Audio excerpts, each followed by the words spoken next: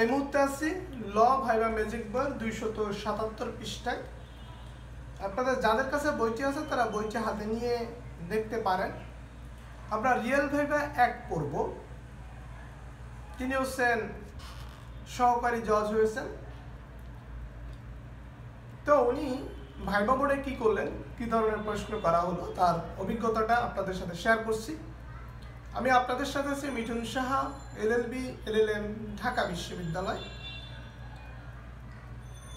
তো আচ্ছা, আরেকটা বিষয় ক্লিয়ার করি যে আমাকে অনেকেই বলে, দাদা আপনি লেকচার দেন, আপনি বার কাউন্সিলের জন্য ভিডিও বানান, জুডিশিয়ারির জন্য ভিডিও বানান, বই লিখেন, তাহলে আপনার ডেজিগনেশন কি?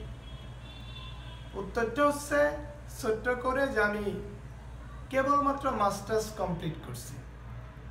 তা আপনি আমার কাছ থেকে কতটুকু আশা করবেন, এখন এটা আপনি সিদ্ধান্ত নেন। ওকে, তো উনি ভাইবা বোর্ডে আস্তে আস্তে প্রবেশ করলো, মানে এমনভাবে প্রবেশ করলো যাতে দরজায় কোনো শব্দ না হয়। তখন চেয়ারম্যান স্যার তাকে বসতে বললো নাম ধরে। তার প্রথম প্রশ্ন ছিল, আপনার বর্তমান ঠিকানা কোথায়? বলল শরীয়তপুর স্যার। শরীয়তপুর স্যার বলছে, স্যার পরে বলছে, অর্থাৎ আপনাকে স্যারটা প্রথমে বলতে স্যার শরীয়তপুর। নেক্সট কোশ্চেন ছিল, আপনার বাবা কি করেন?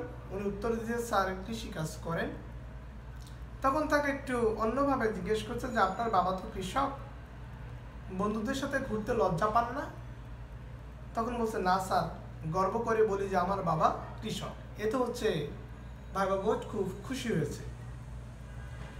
তার নেক্সট কোশ্চেন ছিল, বিচারক হয়ে সৎ থাকা যায়? বলছে জি স্যার। এবার তাকে আইন থেকে প্রশ্ন করছে যে ক্রিমিনাল কনস্পিরেসি কাকে বলে? তখন সে উত্তর দিছে, স্যার, 2 বা ততোধিক ব্যক্তি যখন কোনো অবৈধ কাজ করার জন্য বা কোনো বৈধ কাজ অবৈধ উপায়ে করার জন্য সম্মত হয় তাকে ক্রিমিনাল কনস্পিরেসি বলে। এতে ভাইবা বোর্ড খুশি হয়েছে। অ্যাবেটমেন্ট কোথায় আছে? ABAT অ্যাবেটমেন্ট কোথায় আছে? ফৌজদারি কার্যবিধি 431 ধারায়। তার নেক্সট কোশ্চেন ছিল, সামারি ট্রায়ালে 200 টাকার কম জরিমানা হলে আপিল করা যায়? উত্তর হচ্ছে না স্যার। আচ্ছা, আপনার আইন বিভাগের ডিনকে, তিনি নাম বললেন, অবশ্য ডিন স্যার এই বোর্ডেই বসা ছিলেন। ডাবল জেওপার্ডি আসলে কি? তখন সে উত্তর দিচ্ছে, স্যার, একই অপরাধের জন্য কোনো ব্যক্তিকে 2 বার শাস্তি দেওয়া যায় না, যেটা বলা আছে ফৌজদারি কার্যবিধি 403 ধারায়।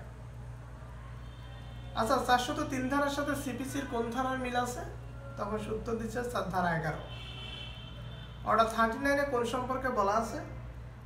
বলছে, স্যার, টেম্পোরারি ইনজাংশন, অস্থায়ী নিষেধাজ্ঞা।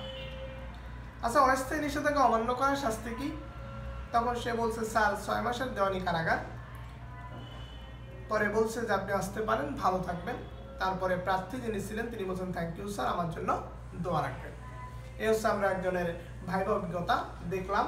ল ভাইবা ম্যাজিক বইটির আমরা 277 এবং 278 পৃষ্ঠা দেখলাম।